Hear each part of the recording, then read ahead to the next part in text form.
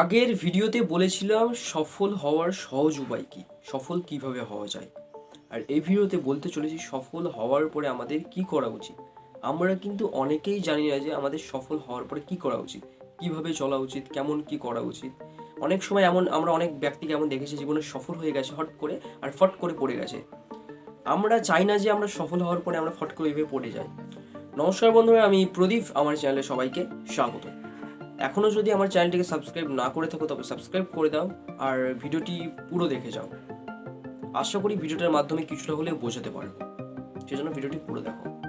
Success বলতে এখানে কি বলছে, ফার্স্ট এটাই বলি। সাকসেস বলতে এখানে বোঝানো হচ্ছে যে ধরো আমি কোনো চাকরি পেলাম, বা আমার লক্ষ্য পূরণ হয়ে গেল, বা আমি কোনো ব্যবসা করছি, বা এক কথায় আমি টাকা ইনকাম করছি কোথাও থেকে।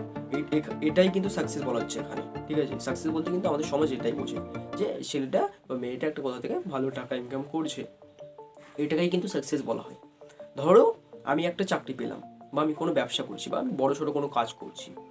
এবার ধরো আমার হলো ইনকাম কত, এটা খুবই একটা সবচেয়ে বড় ভুল কিন্তু আমরা এখানেই করি। সফল ধরো আমার 5 টাকা ইনকাম, আমি খরচ করছি কত, 10 টাকা। আর এই জিনিসটাই করে সব মানুষ।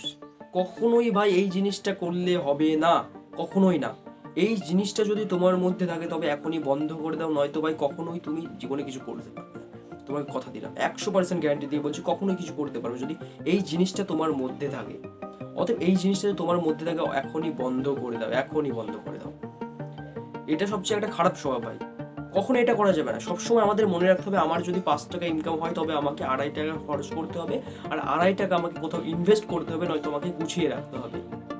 এমন করতে হবে যে মাস শেষে যেন আমার একটা টাকার অ্যামাউন্ট কোথাও গোছানো থাকে, সেটা যেন আমার কোনো সেই বিপদ আপদ বা কোনো কিছুতে তখন আসলে তখন খরচ হবে, এমন একটা অ্যামাউন্ট যেন গোছানো থাকে, এটুকু যেন মনে থাকে। আর এই ভুলগুলোই করে প্রায় মানুষ, এই ভুলটাই করে। এটা এখনই বন্ধ করলে। আর একটা যেটা, সেটা হচ্ছে সফল হওয়ার পরে কখনোই অহংকার জিনিসটা দেখানো যাবে না।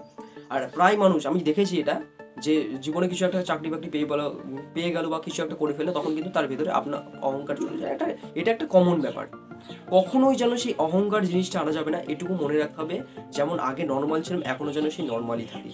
মানুষ দেখে যেন বলে হ্যাঁ ছেলেটার মধ্যে একটা ব্যাপার আছে, ছেলেটা এত কিছু করার পরে এত নর্মাল, মানে এমন একটা ভাবে, মানে এমন একটা যেন বলে একদমই নর্মাল থাকে। শুধু দেখাতে হবে না, মন থেকে এরকমই নর্মাল থাকতে হবে, এটুকু যেন মনে থাকে। যদি এই জিনিসগুলো তুমি বন্ধ করে দাও ভাই, তবে ভাই সফল হওয়ার পরে তুমি ভাই উন্নতি করবে। আর এই জিনিসগুলো যদি তোমার মধ্যে থাকে, এই জিনিসগুলো যদি তুমি কন্টিনিউ করতে থাকো, তবে ভাই তুমি কিন্তু সফল হওয়ার পরে ভাই পড়ে যাবে। সে বলে না যে অতি বড় হয়ে না ঝড়ে ভেঙে যাবে, সেই লেভেলে হবে, কখনোই না ভাই। আস্তে আস্তে বড় হওয়া কোনো ব্যাপার নেই, নর্মালভাবে চলো, কোনো সমস্যা নেই। এটুকুই আশা করি ভিডিওটার মাধ্যমে কিছুটা হলেও বোঝাতে পারলাম। আর এই ধরনের ভিডিও দেখার জন্য আমার ইউটিউব চ্যানেলটিকে যদি এখনো সাবস্ক্রাইব না করে থাকো তবে সাবস্ক্রাইব করে দাও। দেখা হচ্ছে পরের ভিডিওতে। নমস্কার বন্ধুরা।